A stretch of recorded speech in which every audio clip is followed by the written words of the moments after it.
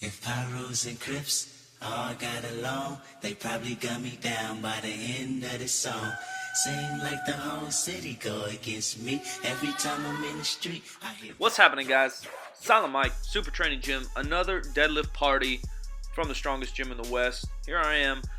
My first goal of the day was just to work on my sumo stance a little bit. I'm trying to move that stance out, get my knees out, flatten that back a little bit more, help my lockout. Big Juan John Leja in the camera. His big triceps, he doesn't even know what's going on. He's chatting with Casey, I think.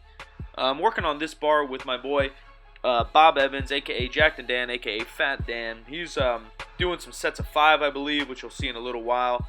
Around 80% or so. I'm prepping him for his next meet. I didn't really have a plan for the day. We had some new products in the gym, the camo cuffs and camo power wraps. So my focus was a little elsewhere. I had to focus on getting the right footage and the right pictures because Mark was sick this day. So here I am just banging out some conventional, mostly for the pictures, to be honest. I worked with the deadlift bar and straight weight for 4 to 5 sets of 5 to 8. Just working on the form, like I said. Here's Dan's first set. I'm trying to teach him kind of the Ed Cone touch and go, as I like to call it. Ed kind of slowly lowered the weight, under control, into position, let the slack of the deadlift bar go, and then fire right back out. That helped me a lot in my prep for my last meet and in my deadlift strength in general. And back to me.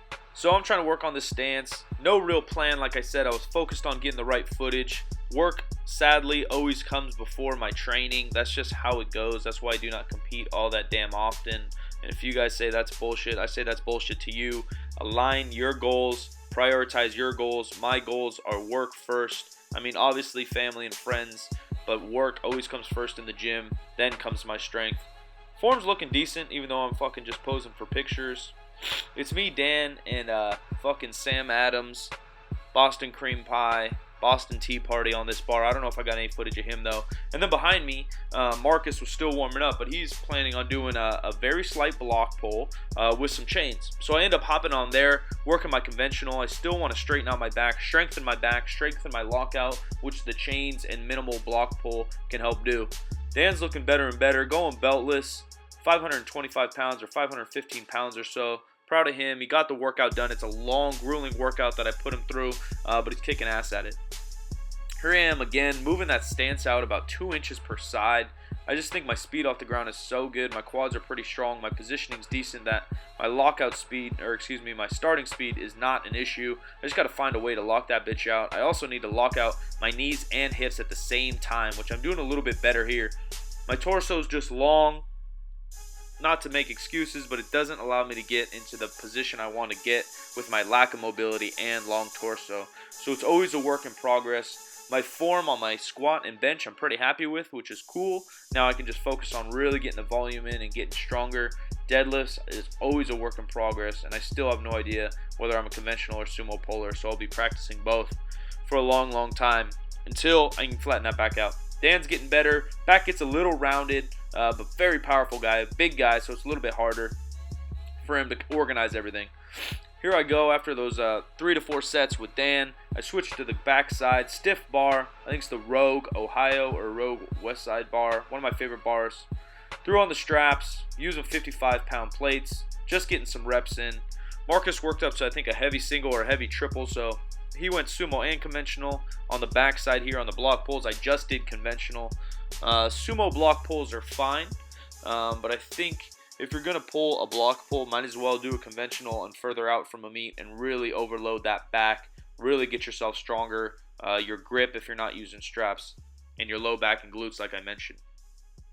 Here's Daddy Long Legs, Casey. Casey's probably about 6'3", 6'4", and then he's adding a snatch grip. Snatch grip is obviously a weightlifting movement, but for powerlifting, it can really overload your back, use your legs a little bit more, and just crush your mid, upper, and lower back. So it's pretty crazy that Casey has to pull the bar fucking 10 feet in the air. He ends up doing, I think we finished with about 485 pounds or so. Each chain weighs 30 pounds. Casey is a monster deadlifter. He's a workhorse. He works his tail off in the gym. I think he's competing here in March with both Marcus and Dan, so excited to see what those guys throw together. Me again, just still working on flattening that back. I actually watched a Johnny Candido video, and he was talking about butt wink in the squat. But how he mentioned, what he mentioned in that video is that clothing often plays a role in how it looks if you butt wink or not. And I was thinking about that, and it often really looks like my back is crazy rounded, especially my low back. But I think it's just my clothes, to be honest. I think it's where the belt is, my longer shirt, and then my baggy shorts make it look so my butt's all curled underneath me. Obviously, my back needs to get flatter, but it's not as bad or drastic as it shows in some of these videos or pictures. Like right there, I think it's just because of the long shirt. Who knows? Maybe I'm making more excuses for myself, and this whole video will be about excuses. But it is what it is. I'll put in the work. I'll get better. I'll do what it takes, and hopefully these chains help me overload my lockout and make it all better. Like I said, 55-pound plates. So Casey's up now at, I don't know, 565 pounds or so. He ended with, I think, around 600, which is a pretty damn good pull. Smashing this one for a double, I believe. I lied, maybe even a triple. He's going all day long. I can't even stop him. I lied again, it's 4. Something Marcus has been doing, and a lot of guys do, Jesse Norris arguably made it popular, is get a lot of volume in your warm-ups. It's not a bad idea for anybody, kind of in their off-season, or if you're not on an exact plan. Do more reps, err on the side of more reps and more work getting to your working weight than less. The better condition you'll be, the more work capacity you'll have, and the stronger you'll get in the long run. You know, if you know you have to do 500 for 3 sets of 3 on the deadlift, and you just go plate for 1, 2 plates for 2, 3 plates for 1, blah, blah, blah, all the way up, you only get like 4 reps in. Might as well get some sets of 5, get some sets of 10 in there, really work yourself, make yourself better. Make it harder, make training harder than the game day. Make it harder so you'll become better in the long run. Here's my last set, 485 pounds. It started to feel pretty fucking heavy. I think I ended with a set of 5. Then I moved on to my squats and all of my accessory work. I think this might be Marcus's last one. Once again, I don't want to do the math because it's 55-pound plates. I'm not good at math, and I can only do math with 45-pound plates and a 45-pound bar because that's all the math I've done for the last 10 years. Good pull. Gets his hips nice in position. His knees shooting just a hair, but it's pretty heavy, so it's pretty good. Moved on to squats. Secondary squat day. Basically, all I like to do is get below parallel, find my groove, and be fast. If you want to call them speed squats, that's what it is then. 335 pounds or so on the bar, maybe 325 with the fat bar. I don't know what the hell is going on. I don't really care. I just want to move. I did 3 to 4 sets of 5. Just trying to move quick, be fast, but don't hurry. Leave in the comments below who quoted that. Be quick, but don't hurry. Works a lot in sports. Works very well in powerlifting as well. Here's Dano. I got accessory squats for him. I believe 2 to 4 sets of 8 pause squats with around 55% or so. It's 390 pounds or so for him. He's working his way up to a mid 700 pound squat. He squatted 711 in his last meet. And he worked hard. He always works hard. He always shows up for training.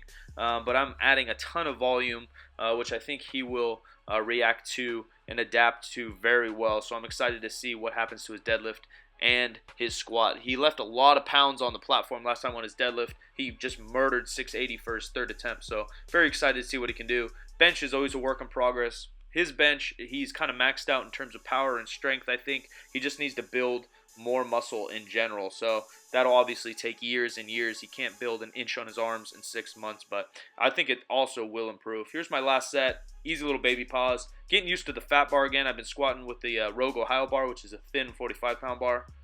Here's a cameo by Cookie Callie. Always working hard. I think she hit up some Paul Anderson squats, pin squats before this, and then went and smashed a heavy deadlift. I think she ended with around 300 pounds and that band. Her best pull in competition is 300.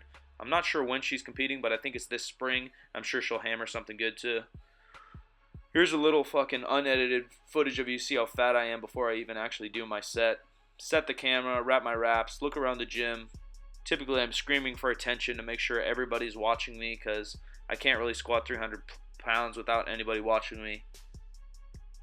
Like I said, long workout. I actually shot the video on how to increase your deadlift this day too. So I was doing like a set of 10 deficit deadlifts, a set of 10 rows, a set of 10 block pulls, just running around the gym, doing sets of 10 on everything just for an example. So I was exhausted. It took me about 3 hours to get the work I actually want to get done.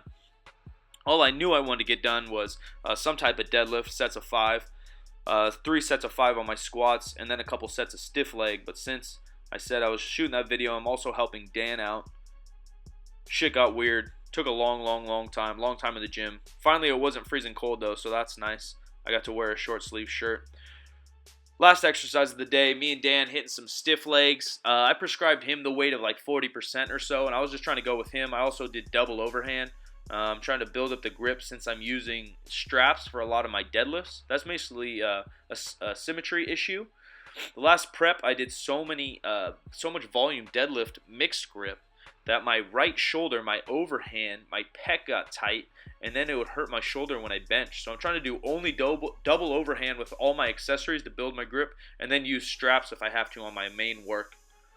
300 and I don't know, 40 pounds or so right there, killing my grip.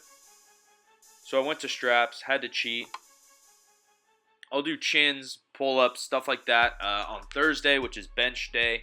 Also strapless to make up for some of the grip work.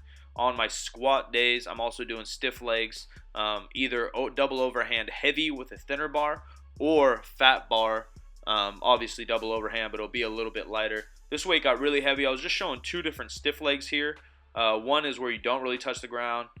One is RDL, one is a stiff leg. I don't know the difference. Hopefully you guys enjoyed this training footage. Like that bitch, share that bitch, subscribe to that bitch. I'm out of here. Thanks, guys. Let's go! Up!